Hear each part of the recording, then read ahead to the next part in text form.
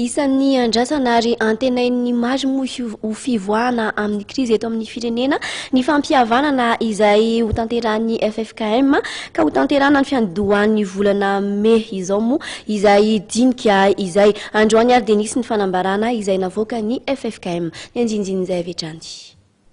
Ho tanterahana ny 2, 3 ary 4 May 2024 izao eny amin'ny fitoerany iraisam-pirenena eny Ivato ny dinika fampihavanana izay tarihan'ny filakevitry ny fiangonana kristiana eto Madagasikara na ny FFKM.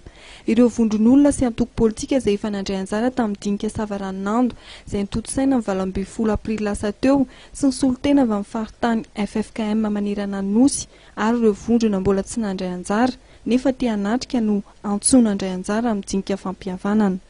Ho an'ny solotena isa-paritra, solotena 3 ho an'ny vondrona samihafa ary solotena iray kosa ho an'ny avy amin'ny faritany FFKM. Ka ny fisoratana anarana dia efa nisokatra androany ary tora-pitso fa 30 volana Aprily eny Foibe FFPM Ivohy Piraisana. Azo atao ihany koa ny misoratra anarana eny amin'ny CCI Ivato ny voalohan'ny volana May ho avy izao. Mifamela eloka tahaka ny namelan'Andriamanitra ny elokareo.